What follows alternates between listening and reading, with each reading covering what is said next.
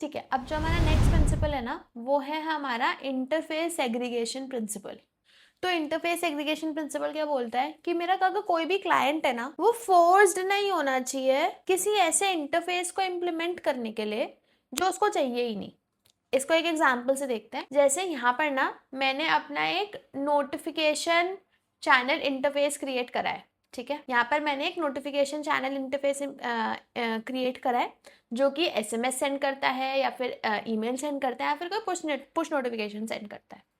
अब ना मेरा कोई एक क्लास है जिसको ना चाहिए सिर्फ ईमेल सेंड करना है, तो वो इम्प्लीमेंट तो नोटिफिकेशन चैनल को करेगा एंड इसके अंदर जो मेरे मेथड्स हैं वो सिर्फ सेंड ईमेल वाले को इम्प्लीमेंट कर पाएगा, वो बाकी दोनों में तो सिर्फ एरर थ्रो करेगा, क्योंकि उस क्लास को उन दोनों पे तो करना ही नहीं है कुछ काम, ना उसको एक एसएमएस सेंड करना है ना ही उसको कोई पुश नोटिफिकेशन भेजना है।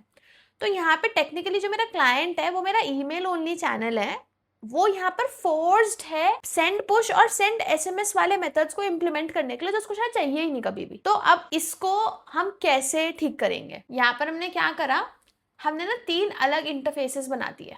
एक मेरा एसएमएस सेंडर है, एक मेरा ईमेल सेंडर है और एक मेरा पुश नोटिफिकेशन सेंडर है। तो जो जो मेरे क्लासेस ना जिनको सिर्फ एसएमएस भेजना है ना, वो सिर्फ एसएमएस सेंडर को इम्प्लीमेंट करेंगे एंड जिनको सिर्फ ईमेल भेजना है वो सिर्फ ईमेल सेंडर को इम्प्लीमेंट करेंगे। तो उससे कभी ये चीज नहीं होगी कि मेरे किसी एक ऐसे क्लाइंट को या फिर मेरी किसी ऐसे सब क्लास को कोई ऐसा मेथड इम्प्लीमेंट करना पड़ रहा है जस्ट बिकॉज उसको एक ऐसा उसको दूसरे मेथड की वजह से एक इंटरफेस को इम्प्लीमेंट करना पड़ रहा है जिसमें कुछ एक्स्ट्रा मेथड्स पड़े हुए हैं, जैसे इसमें हो रहा था।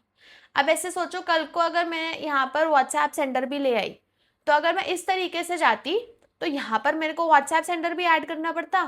अब जो सारी मेरी क्लासेस इस इंटरफेस को इम्प्लीमेंट कर रही है ना, उन सबको व्हाट्सएप सेंडर के लिए भी हैंडलिंग करनी पड़ती है, अदरवाइज तो मेरा कोड ही नहीं कंपाइल होता, क्योंकि नया मेरा एक इंटरफेस में एक मेथड आ गया है जो कि इम्प्लीमेंटेड नहीं है बहुत सारी क्लासेस में। वेयर एज अगर मैं यहाँ पर लेकर आऊंगी ना, तो मेरे को बस एक नया इंटरफेस क्रिएट करना है जो कि मेरा व्हाट्सएप सेंडर के लिए होगा एंड जो मैं जिन क्लासेस को वो व्हाट्सएप मैसेज भेजना है ना, सिर्फ वो क्लासेस उस वाले इंटरफेस को इम्प्लीमेंट कर रही होंगी एंड बाकियों पर कुछ इफेक्ट ही नहीं आएगा। तो अब इससे एक तो मेरे को ना मेरे टेस्ट केसेस लिखना बहुत आसान हो जाएगा, जब भी मेरे को कुछ नया तरीके का ऐड करना है तो सिर्फ उसके टेस्ट केसेस लिखे जा रहे होंगे एंड यहाँ पर क्या होगा कि अगर मैं नोटिफिकेशन चैनल में ऐड करती तो सारे सब क्लासेस के मेरे जितने भी टेस्ट केसेस लिख रखे होते सब में ऐड होता।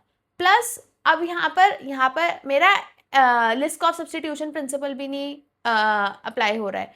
अगर आपको नहीं पता वो क्या होता है तो एक बार आप लिस्ट ऑफ सब्सटीट्यूशन वाले की वीडियो चेक करके आ जाओ एंड उसके बाद ही आकर देखो, क्योंकि आपको ये डिफरेंस आइडेंटिफाई करना दोनों में डिफरेंस क्या है ना, वो बहुत इंपॉर्टेंट है। तो इसमें आपका लिस्ट ऑफ सब्सटीट्यूशन प्रिंसिपल भी नहीं हो रहा है इसमें आपका अबाइड। सो ये था हमारा इंटरफेस सेग्रीगेशन प्रिंसिपल, जो सिर्फ सिंपल सी एक चीज बोलती है, अपने इंटरफेसेस को ऐसे सेग्रीगेट कर दो कि आपके क्लाइंट को ना जबरदस्ती कोई एक इंटरफेस का कोई मेथड ना इम्प्लीमेंट करने की जरूरत पड़े जो कि उसको शायद चाहिए ही नहीं था। बेसिकली अपने एक इंटरफेस में सिर्फ उन उन चीज़ों को एक साथ रखो जो कि एक्चुअली एक साथ हमेशा एग्जिस्ट करेंगे।